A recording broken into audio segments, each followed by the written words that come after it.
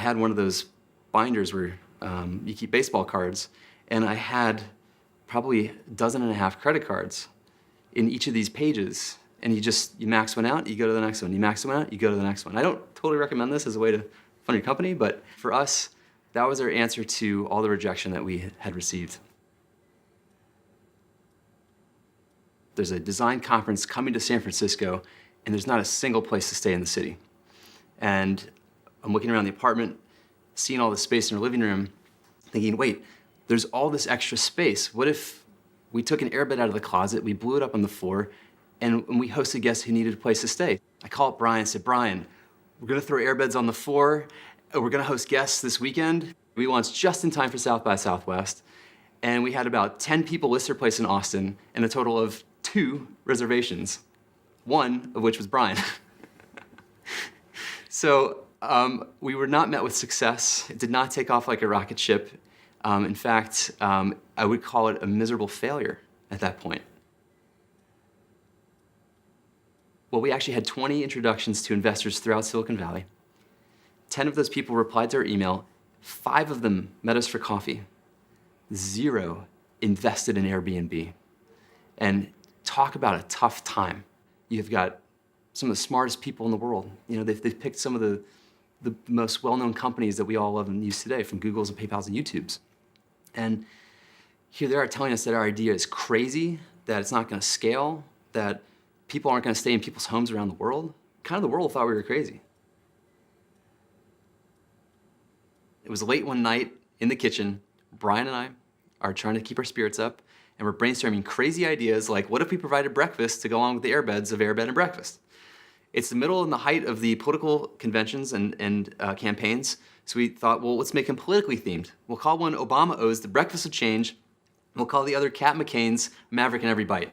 One thing led to the other. We ended up making cereal boxes and selling them online for $40 a box. We ended up making $20,000 on breakfast cereal. So, little known fact, the Obamas not only got us to 0, like that's something to be proud of, we got it to 0, but we then got introduced to Paul Graham. Phone rings. It's Paul Graham. He's calling to tell us that we've been accepted to Y Combinator. And so what we later found out is that the reason that Paul let us in wasn't because he thought our idea was amazing. He actually thought it was kind of weird. He let us in because he saw that with the breakfast cereal, we could figure out how to do anything. And that's how we got into Y Combinator. It's our very first office hours with Paul Graham. He's looking at Brian, Nate, and I, and he goes, so where's your market? And we kind of look at each other and we're like thinking to ourselves, we don't really have a market. No one's using our service. But there are some people in New York who are renting out their homes. And Paul goes, so your customers are in New York City and you're here in Mountain View. Go to New York City. We pull up the 20 hosts and search results and we realize something, that the photography, the images of their listings are actually not very good. So we kind of have this realization, we can solve that problem. We know how to take a good photo, but it's not scalable. That's the thing, is that up until this point, we had tried to solve problems in a scalable way, which I think I would call like some of the mythology of Silicon Valley, is that you have to solve problems in a scalable way. That one line of code has to meet the needs of hundreds, tens of thousands, or hundreds of thousands, or maybe millions of people. So Paul Graham comes along and basically gives us this message, which was the single greatest piece of advice we ever got.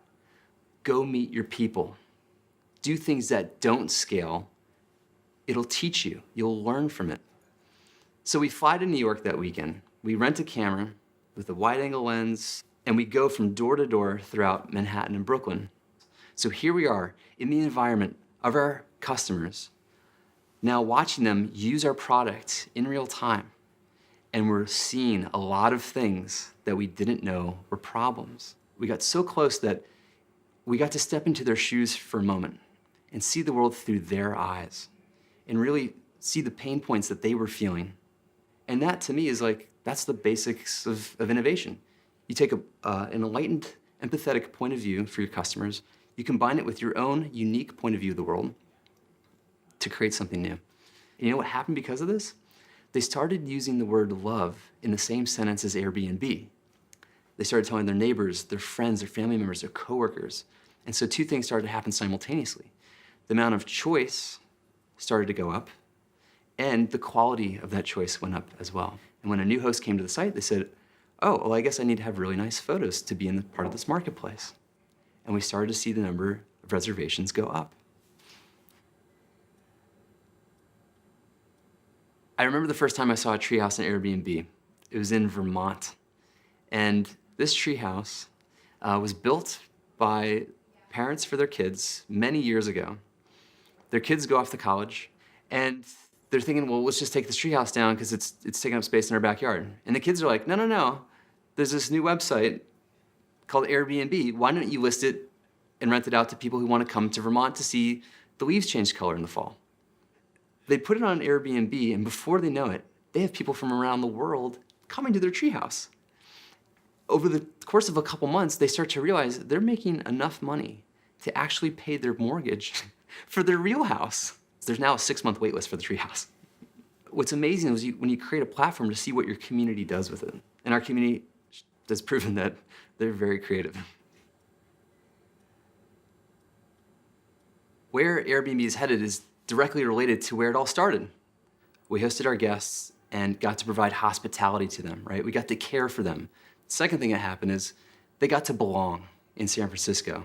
None of them had really ever visited the city before, but because of our suggestions and recommendations, they got to go from feeling like outsiders to feeling like insiders.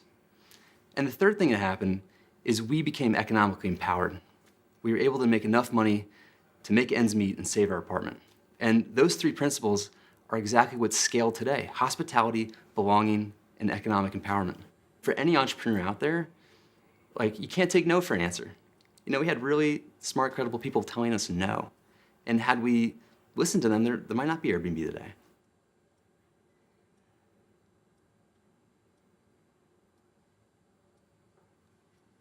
Thank you. That is some entrepreneurial Action. spirit. All right. Thank you so